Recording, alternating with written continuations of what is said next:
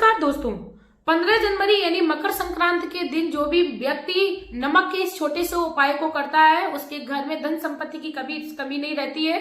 साथ में उसके जीवन में चल रही परेशानियां जो है वह दूर हो जाती हैं।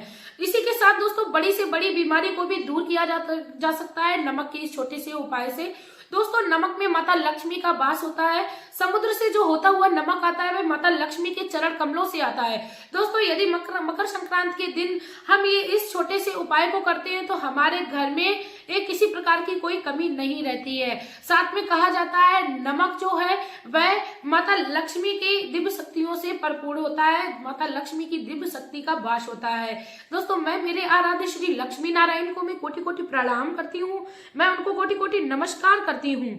दोस्तों कहते हैं हमारे घर के किचन के डिब्बे में कभी नमक को खत्म नहीं होने देना चाहिए, क्योंकि माता लक्ष्मी की कृपा यदि हमें पानी है तो नमक का हमें सही ढंग से इस्तेमाल करना चाहिए। कभी भी हमें संध्या के समय चाहे हमारा कितना ही खास क्यों ना आ जाए, हमें उसको नमक दान में नहीं देना चाहिए। दोस्तों नमक के दान का बहुत ही बड़ा महत्व है। चलिए दोस्तों 15 जनवरी के दिन आपको किस प्रकार नमक के इस उपाय को करना है। आपको क्या करना है, आपको एक थाली में पहले थोड़ी सी चावल ले लेने हैं, थोड़ी सी उड़द की दाल ले लेनी है, दोनों ही आपको मिक्स कर लेने हैं। उसके बाद आपको थोड़ा सा घी लेना है, यदि आपके घर में हो जाए तो आप थोड़ा सा गाय का घी ले लीजिए। उसके बाद दोस्तों आपको एक पुड़िया में नमक रखना है। दोस्तों नमक आपको बहुत ही ध्यान से रखना है।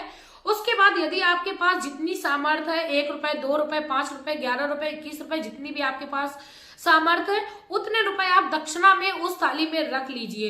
और दोस्तों आप संकल्प लीजिए कि हे श्री हरि, मैं आपकी कृपा से इस दान को करने जा रही हूँ।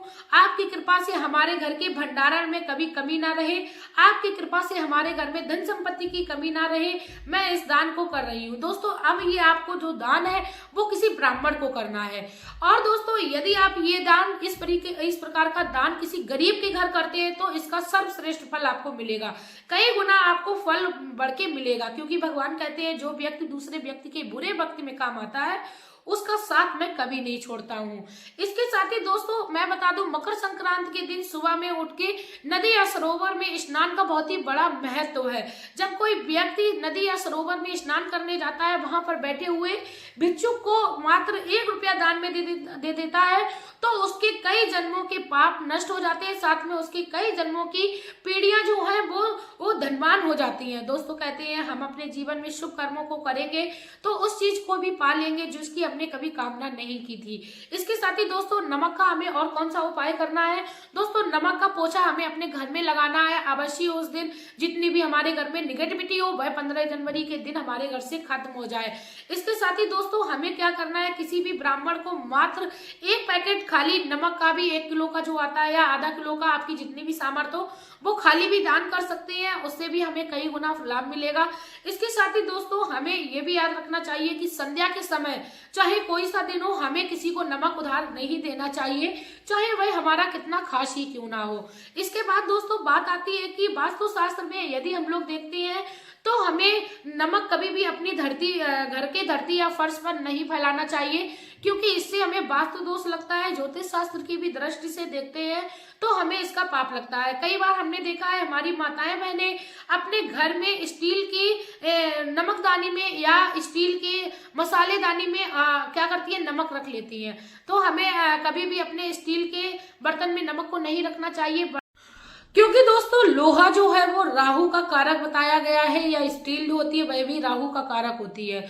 तो इस प्रकार जब राहु और शुक्र एक दूसरे से मिलते हैं तो हमारे जीवन में उसका दुष्परिणाम देखने को हमें मिलता है।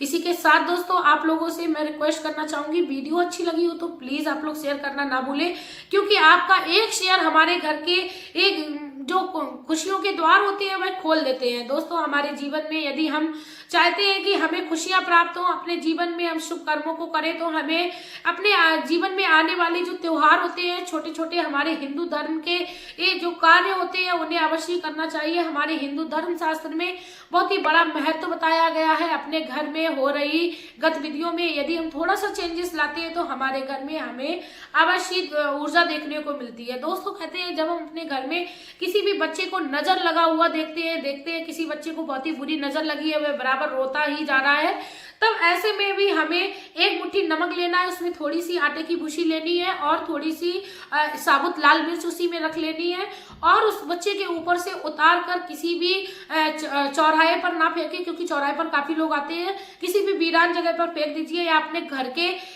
एक साइड कहीं भी कॉर्नर पर डाल दीजिए जिससे किसी के पैर ना पड़े।